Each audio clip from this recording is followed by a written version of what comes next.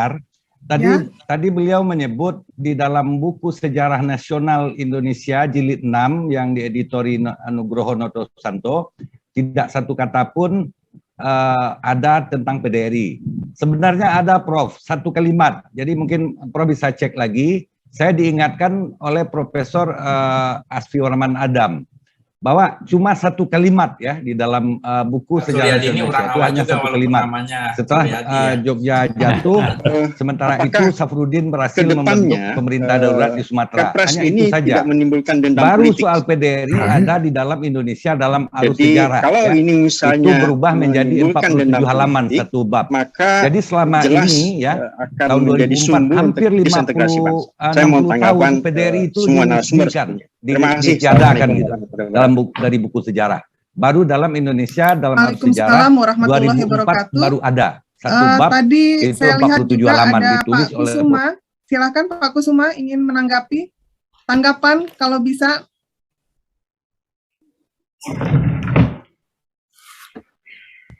Ya, terima kasih Bu Moderator. Ini saya kira udah banyak yang disampaikan oleh para pembicara dari Pak Kiki, Pak Anhar, Pak Lukman, Pak Suryadi, dan sebagainya. Cuman saya ingin menyampaikan bahwa dalam serangan ini, jadi kan ributan pertama ini saya kira di awal 80-an ya, ketika Pak Harto itu dibuatkan film ya, Janur Kuning itu. Lalu kemudian heboh tapi secara diam-diam. Tapi saya ingin menyampaikan bahwa di dalam sejarah itu, jadi ada fakta sejarah sebagaimana yang direkam dengan fakta sejarah yang hendak dipercaya gitu. Nah, serangan umum 1 Maret 49 ini apakah fakta sejarah atau fakta sejarah yang direkam atau fakta sejarah yang hendak dipercaya gitu. Nah, kalau fakta sejarah yang direkam itu saya kira wilayah dari historiografi ya, sementara fakta sejarah yang hendak dipercaya itu kaitannya dengan keinginan dari kelompok-kelompok tertentu, dari tokoh-tokoh tertentu yang ingin ditonjolkan gitu. Nah, ini terjadi saya kira bukan cuma di Indonesia tapi di mana-mana. Itu satu hal ya. Jadi apakah fakta peristiwa 1 Maret ini menjadi fakta sejarah yang direkam ataukah fakta sejarah yang diinginkan? Namun demikian, saya ada suatu center of gravity ya. Kalau di secara teoritisnya, jadi si Carl von Clausewitz mengatakan bahwa center of gravity adalah titik pusat semua kekuatan dan gerakan yang padanya semua bertumpu.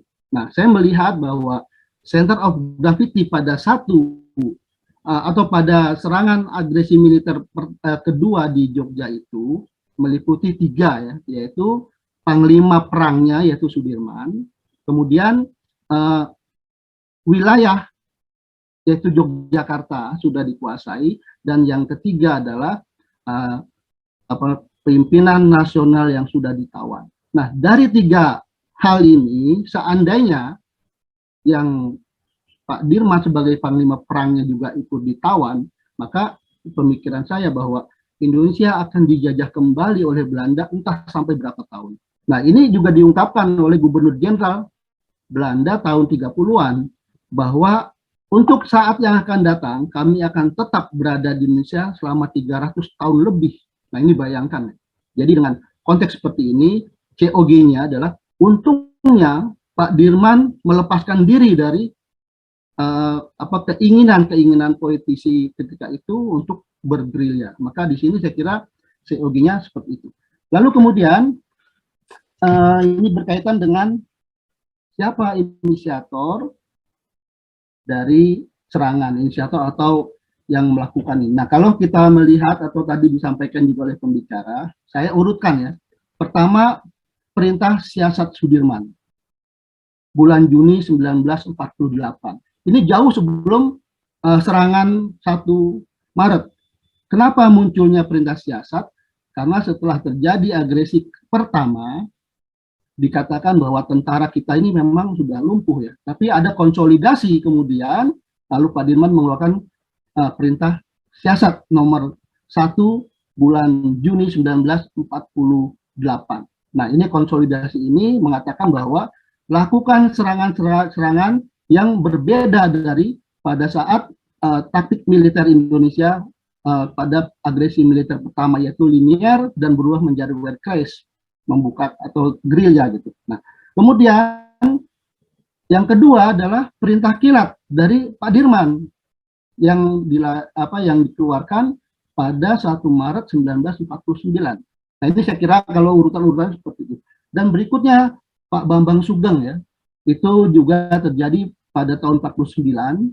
Dia merintahkan bulan Februari, merintahkan agar dilakukan secara serangan secara spektakuler. Tapi persoalan ini adalah Pak Bambang Sugeng ini sebagai Panglima Divisi atau Gubernur Militer yang membawahi diantaranya 3 komandan brigade, Pak Harto, Slamet Riyadi, dan Pak Ahmad Yani. Nah, dalam konteks ini perintahnya itu yang seperti disebut tadi, bahwa perintahnya ini sifatnya umum gitu, umum, jadi tidak spesifik langsung tanggal sekian pagi hari, tidak, tapi ini sifatnya umum kepada seluruh komandan brigade. Ini Bambang Sugeng.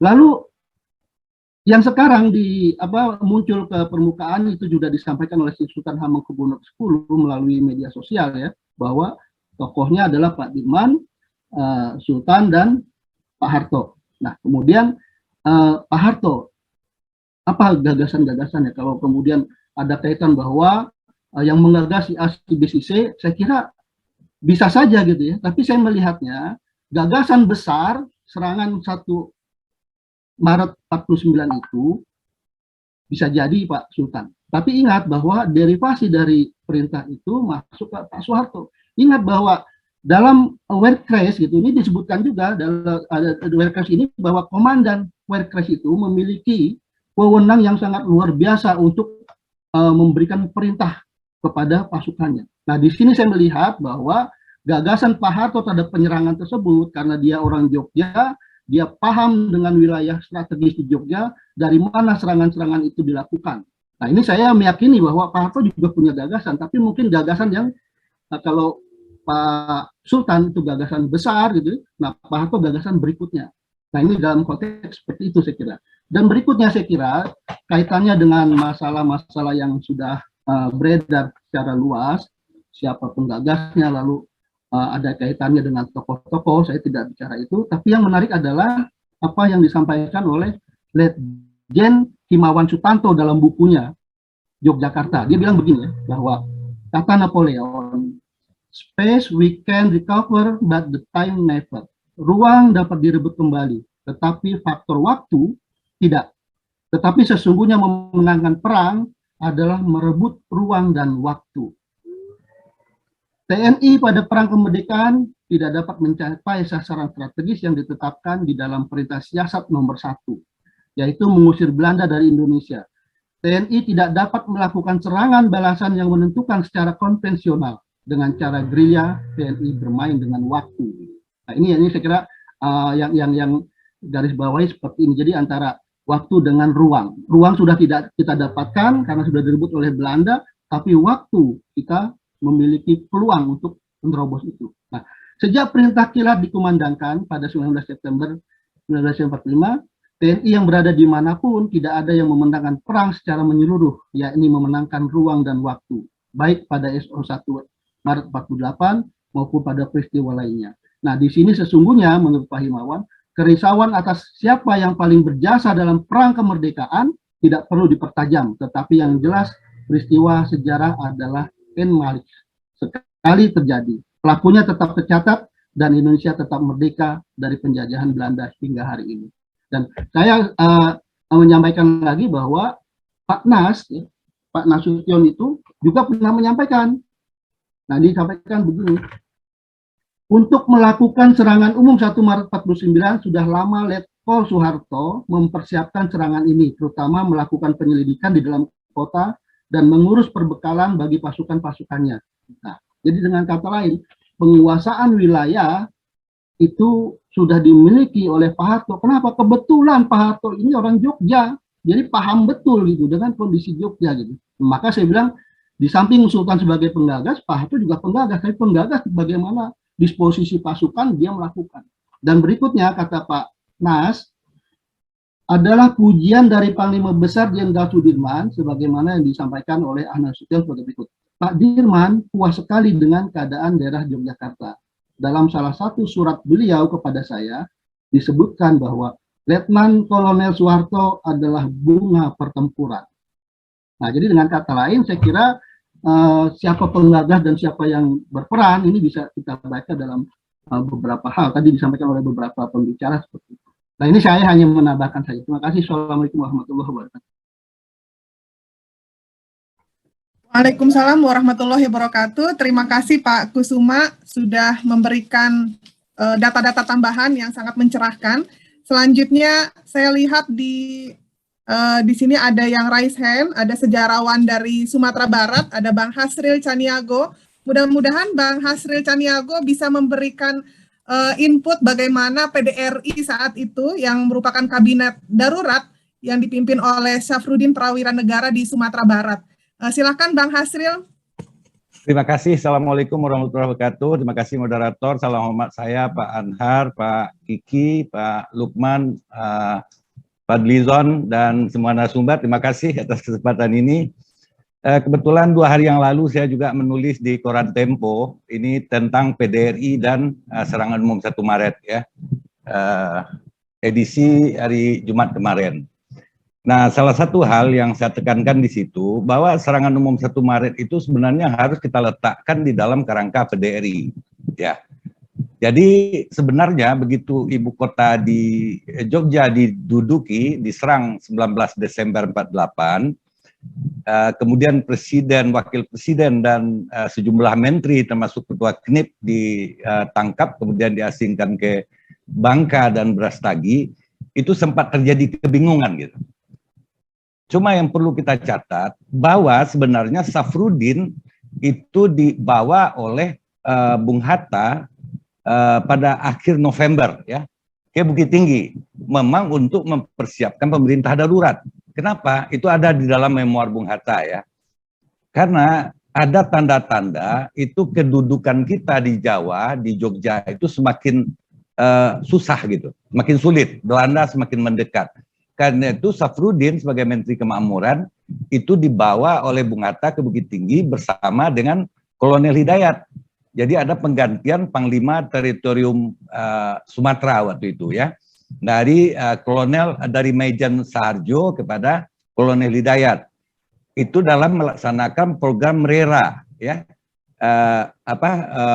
Reorganisasi dan rasionalisasi angkatan TNI, karena Bung Hatta juga merangkap Menteri Pertahanan dalam kabinet Hatta II.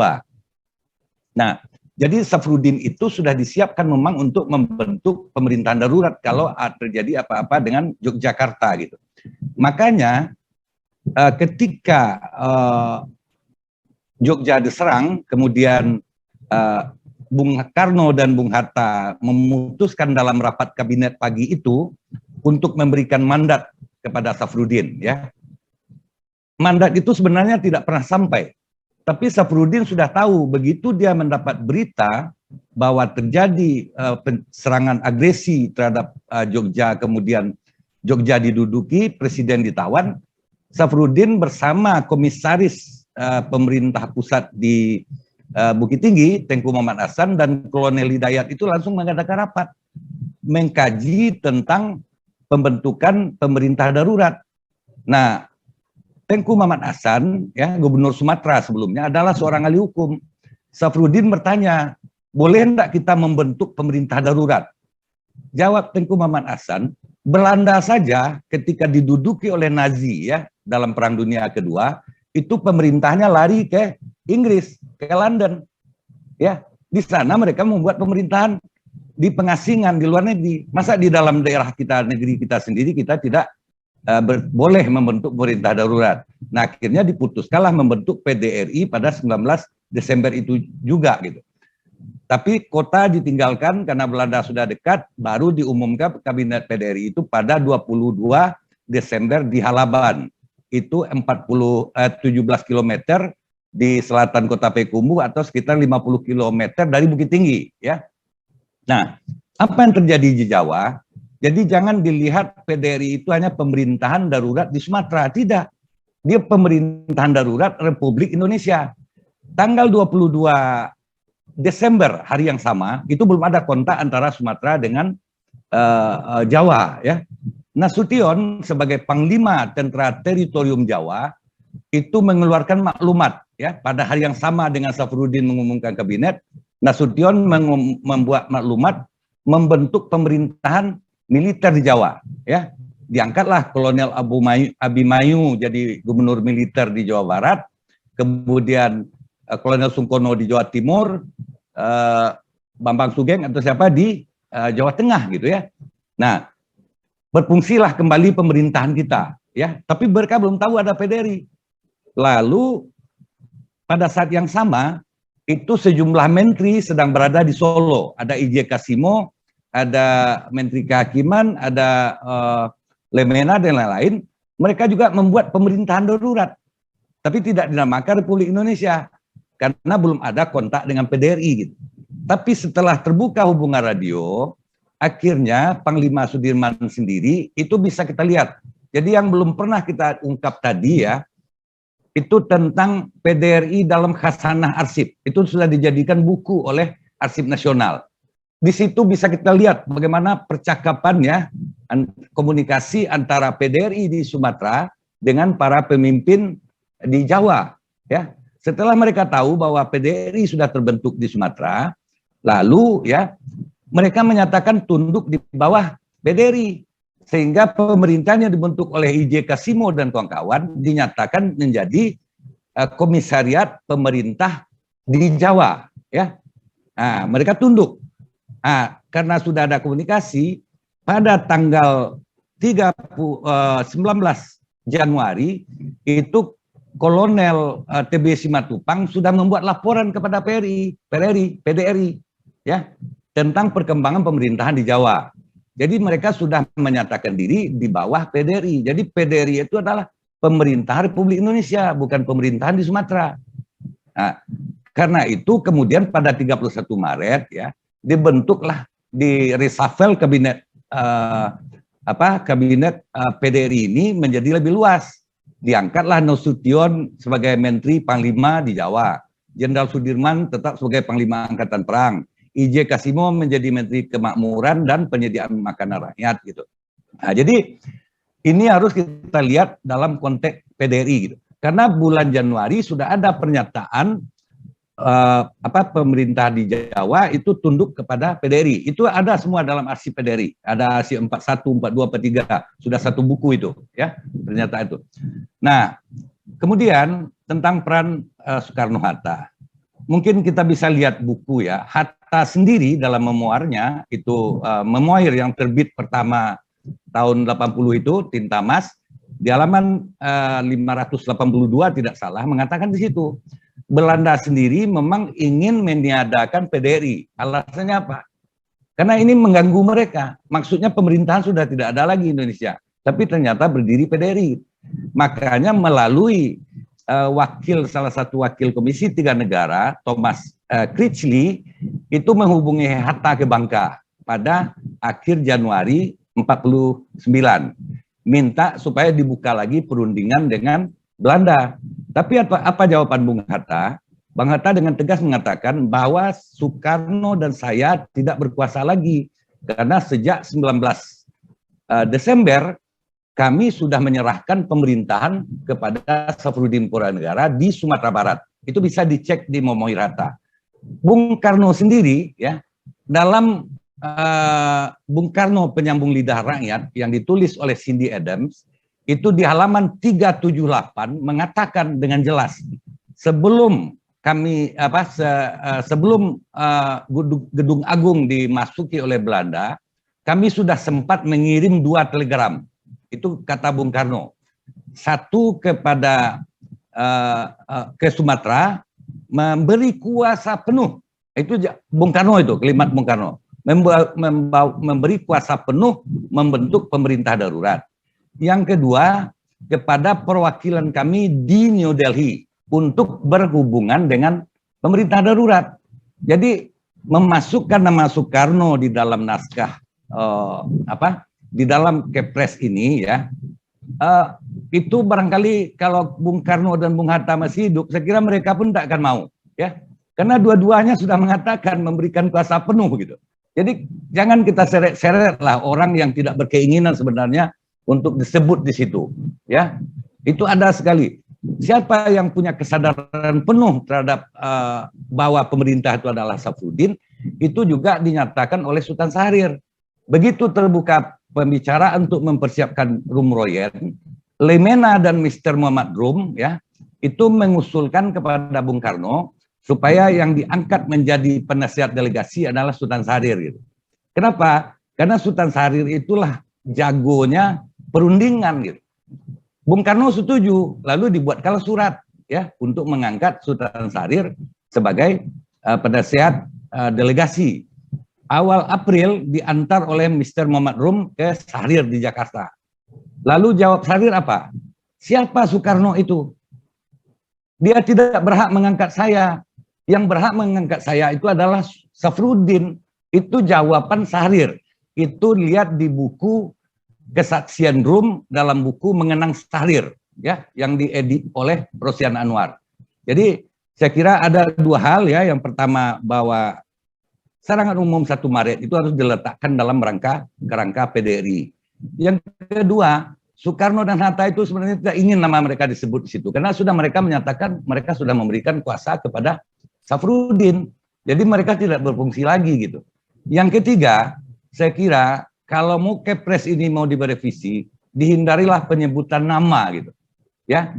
Contoh Kepres 28 2006 tentang penetapan hari lahir PDRI sebagai Hari Bela Negara. Itu tidak ada menyebut nama. Ya, sehingga tidak ribut gitu.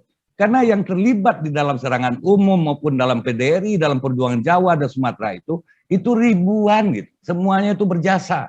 Termasuk 60 mahasiswa dan pelajar yang kata Suryadi tadi itu jadi korban gitu kan. Luar biasa itu.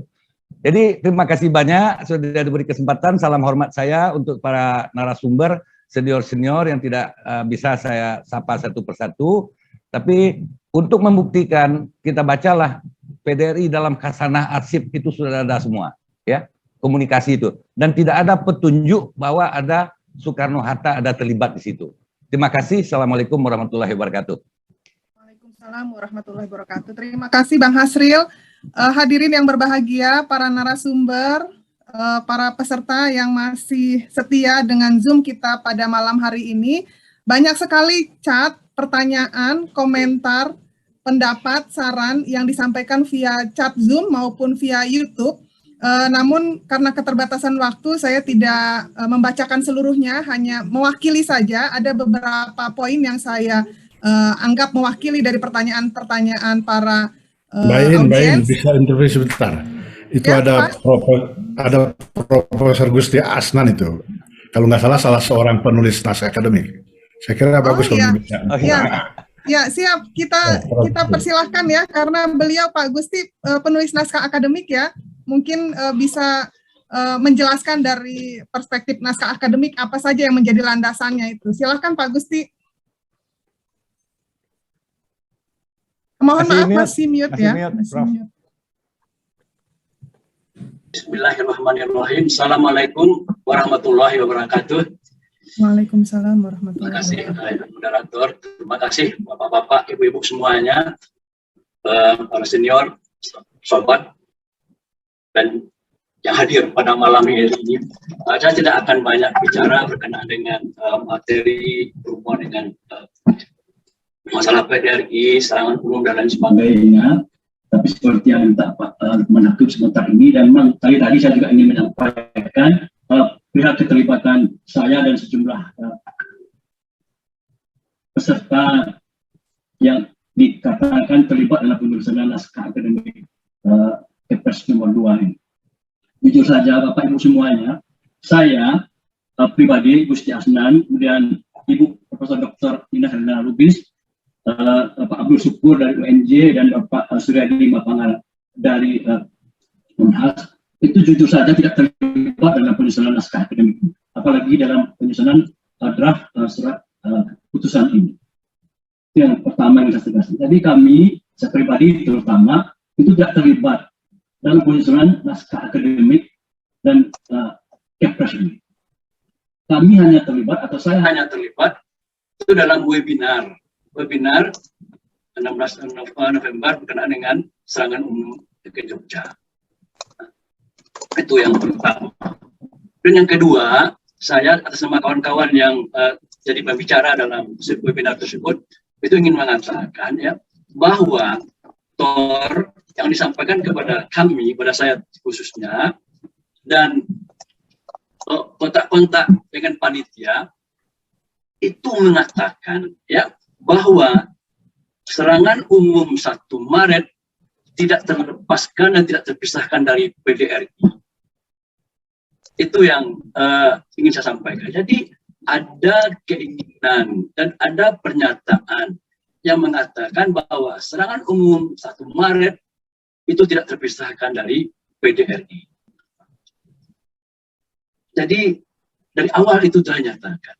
Dan jujur saja tidak pernah disebut-sebut bahwa ujung-ujungnya seperti yang dalam naskah yang muncul adanya serangan-serangan terhadap historiografi pada masa Orde Baru. Tidak pernah disebut-sebut sama sekali.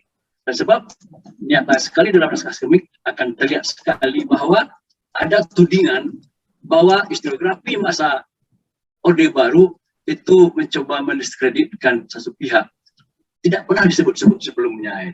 Jadi webinar serangan umum 1 Maret 49 itu adalah jujur dalam konteks pencarian dan pengumpulan informasi berkenaan dengan serangan umum 1 Maret dalam kaitannya dengan PDRI serta peristiwa-peristiwa lain secara lain terjadi di Indonesia pada masa itu, dengan apa yang terjadi di Jawa Barat, apa yang terjadi di Sulawesi Selatan, apa yang terjadi di Indonesia bagian timur, dan apa yang terjadi di berbagai bagian daerah lainnya di Nusantara, dan itu semuanya bermuara nantinya pada serangan umum 1 Maret dan kemudian pembentukan kembalinya Bung Karno ke Yogyakarta.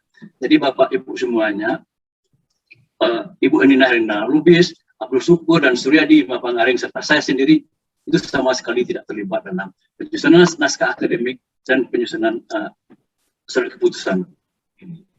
Itu yang kedua.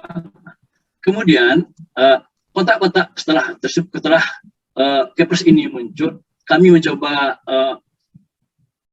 membicarakan lagi secara internal para pembicara, para peserta dalam seminar tersebut, tapi memang tidak ada kenyataan, tidak lanjut, ya, sehingga suara kami, suara Pak Abdul Syukur, Nina Herlina Lubis dan Suryadi Mapangaring itu tidak bisa maju dan berkembang dan tidak didengar lagi setelah itu. Itu yang saya sampaikan dan ingin saya sampaikan pada kesempatan ini bahwa Profesor Nina Herlina Lubis, Abdul Syukur dan Suryadi serta saya itu terlibat sama sekali dalam penyusunan naskah akademik apalagi surat keputusan ini. Terima kasih. Assalamualaikum warahmatullahi wabarakatuh. Waalaikumsalam warahmatullahi wabarakatuh. Terima kasih Pak Gusti. Saya lihat ada yang raise hand. Ini satu lagi ya, Pak Nukadis bisa singkat ya Pak, karena setelah ini kita masih ada tanya jawab. Silakan Pak. Assalamualaikum warahmatullahi wabarakatuh. Waalaikumsalam. Dari beberapa pemapar tadi, sebetulnya yang perlu kita sepakati dulu, kita sepakat nggak bahwa PDRI itu memang ada gitu. Karena dari awal PDRI tidak banyak begitu disinggung. Kita tahu bahwa PDRI itu Pemerintah Darurat Republik Indonesia memang itu berlaku sejak 22 Desember 48 sampai 13 Juli 1949. Artinya kejadian di 1 Maret 49 itu adalah di dalam konteks PDRI. Tadi juga sempat disinggung bahwa oleh pembicara bahwa Safruddin Perwira Negara sebagai ketua, karena dia menyebut dirinya ketua karena waktu itu belum percaya diri disebut presiden, lebih dekat hubungannya dan komunikasi melalui radio dengan Jenderal Sudirman waktu itu. Sehingga Jenderal Sudirman mendukung keberadaan Pak Safruddin Perwira Negara sebagai presiden darurat. Jadi inilah yang perlu sama-sama kita sepakati lebih dahulu, bahwa PDRI itu tuh memang itu merupakan tonggak sejarah bangsa. Tanpa PDRI barangkali Republik Indonesia tidak berdiri sampai saat ini, karena secara simbol Bung Karno dan Bung Hatta sudah ditawan dan diasingkan, dan itu sebetulnya tadi juga Pak Asril Caniago sudah menyinggung bahwa di akhir November 48, Bung Hatta bersama-sama dengan Safrudin Prawijaya sudah berangkat ke Bukit Tinggi untuk mempersiapkan pemerintah darurat. Ini kalau kita lihat, Bung Hatta belajar dari sejarah. Belajar dari sejarah perjanjian Linggarjati, belum habis masa berlakunya, Belanda sudah melakukan agresi Belanda pertama dan membunuh dan menangkap segala macam pemimpin-pemimpin kita. Nah, belajar dari kejadian itu dengan perjanjian Renville berikut, ya Renville, ya Renville yang keduanya, Bung Hatta tidak begitu yakin dengan karakter Belanda yang melanggar perjanjian-perjanjian ini. Maka di akhir November 48, sebagaimana yang disebut Bang Hasril tadi, kami juga sempat baca memoir dari Bung Hatta, bahwa secara bersama-sama sebetulnya sudah dipersiapkan pemerintahan darurat. Nah, kemudian serangan-serangan yang tadi juga sudah disampaikan oleh termasuk Bang Fadlizon sempat menyampaikan beberapa kali serangan-serangan, semua itu tuh dalam konteks menunjukkan bahwa Indonesia masih berdiri. Jadi saya juga sempat ke Sumpur Kudus waktu itu berbarengan sama Buya Safi Ma'arif, dan ditunjukkan bahwa ada satu bangunan, ada satu rumah. Inilah di sini waktu dulu katanya disiarkan oleh Safrudin Prawijaya, siaran radionya yang disebarkan ke seluruh dunia gitu loh. Yang waktu itu sampai didengar di India, Singapura dan lain-lain. Nah, karena waktu itu diproklamirkan bahwa pemerintah Indonesia masih berdiri dengan PDRI waktu itu ditunjuk sebagai ibu kotanya adalah Bukit Tinggi, maka Belanda dengan menyerang Bukit Tinggi mengakibatkan bahwa Safrudin lari dari hutan ke hutan sampai ke Situjuh di Payakumbuh, sampai ke Sumpur Kudus itu. Nah, sehingga banyak daerah sampai ke Sungai Dareh juga, Teluk Punjung itu. Bidar alam. Jadi, ya. Bidar alam yang lama. Betul. Nah, inilah yang menyebabkan pemerintah itu tuh sambil diumumkan, sambil terus menenteng radio, untuk menyatakan kepada bangsa negara lain bahwa Indonesia masih eksis gitu. Karena memang serangan, kalau dikaitkan dengan serangan 1 Maret 49 itu merupakan bagian dari sikap bangsa kita untuk menyatakan kepada khalayak internasional bahwa Indonesia masih ada. Nah, kalau kita ini karena ada sejarah kelihatannya yang dikaburkan atau yang tidak terlalu dibuka, PDRI ini sebetulnya yang menjadi titik sentral. Karena tanpa PDRI, Indonesia sudah runtuh sebetulnya. Nah, peranan Safrudin Prawijaya inilah yang tidak banyak disebut. Dengan waktu itu dia mengangkat dirinya sebagai juga Menteri Pertahanan sekaligus Penerangan dan Menteri Luar Negeri, sehingga begitu Belanda minta perjanjian Rumroyen dengan Bung Hatta dan Bung Karno, ya kita tahu bahwa tadi juga disampaikan bahwa Jenderal Sudirman lebih pro kepada Safrudin. Tapi Safrudin Prawijaya memang sebagai pejuang yang ikhlas. Kita lihat pada saat 13 Juli 49 itu ada juga berkas foto bersama di Jogja dengan Bung Karno. Ketika itulah menyerahkan kedaulatan bangsa Republik Indonesia dikembalikan kepada pemerintahan Bung Karno dan Hatta. Demikian barangkali yang perlu kita sepakati, bahwa PDRI inilah merupakan tonggak sejarah penting berdirinya bangsa Indonesia.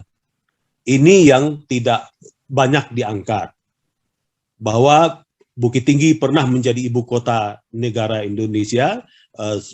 Saya juga menerima sejarah ini dari kecil karena ibu saya sudah mengajar di Sumatera Barat dari tahun 45, sehingga sejarah ini diulang-ulang, dan karena mereka juga bagian dari pelaku sejarah, jadi ini yang tidak muncul ke permukaan. Kami rasa demikian, apa yang kita sampaikan merupakan penggalan sedikit saja dari kenyataan-kenyataan yang harusnya memang ada dicatat di dalam sejarah bangsa. Terima kasih. Assalamualaikum warahmatullahi wabarakatuh. Terima kasih Pak Nukadis. Saya lanjutkan tadi Ibu kepada moderator, sebentar, Ya, saya Pak. ada satu kalimat aja untuk Profesor Anhar. Tadi beliau menyebut di dalam buku Sejarah Nasional Indonesia jilid 6 yang dieditori Nugroho Notosanto, tidak satu kata pun ada tentang PDRI. Sebenarnya ada, Prof, satu kalimat. Jadi mungkin Prof bisa cek lagi. Saya diingatkan oleh Profesor Asfi Warman Adam bahwa cuma satu kalimat ya di dalam buku Sejarah Nasional Indonesia, itu hanya satu kalimat.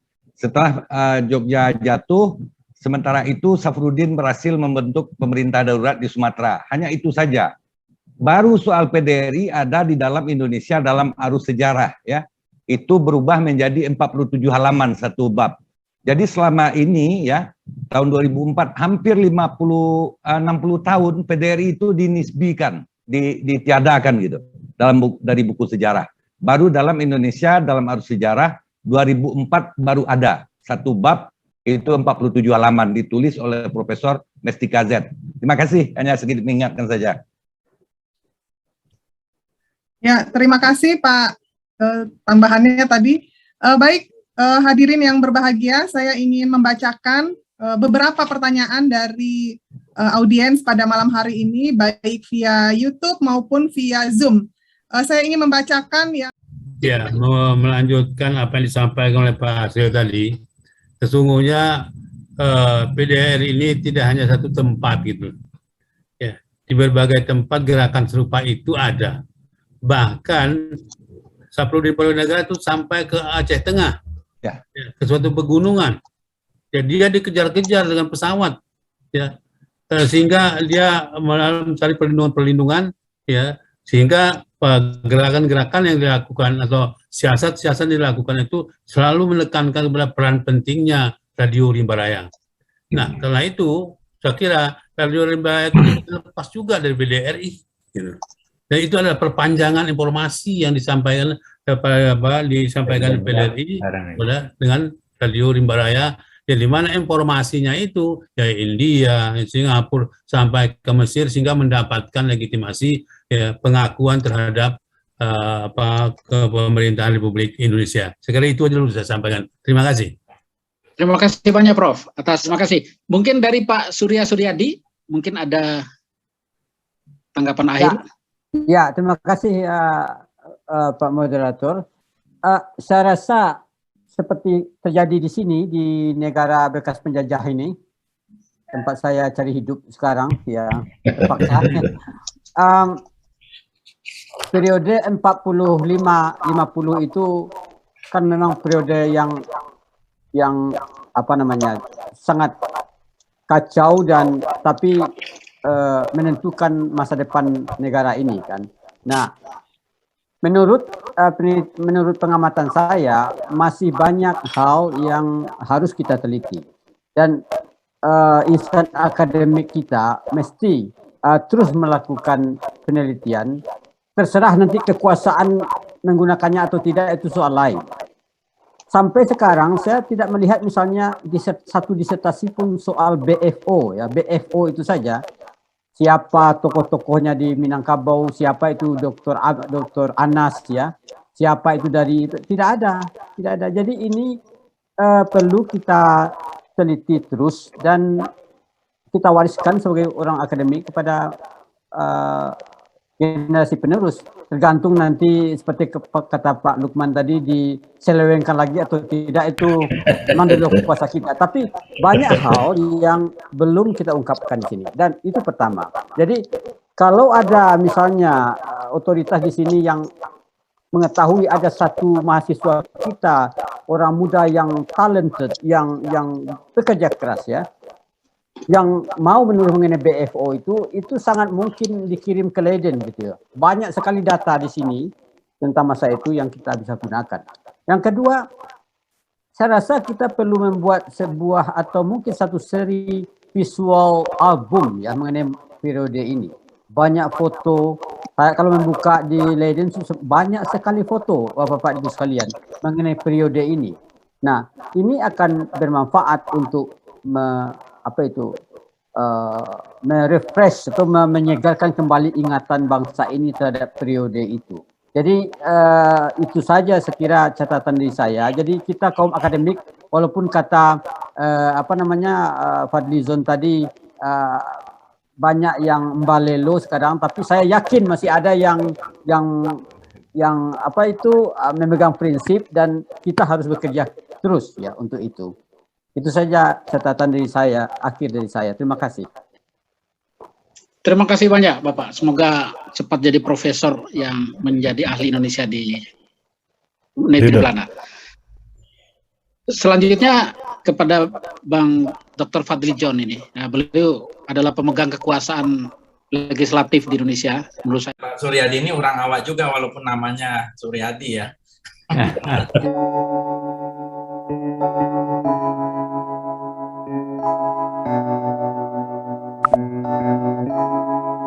Feels like love, Cupid made a shot straight into my heart. Now I'm falling fast and my world's expanding. Feels like love, even though we're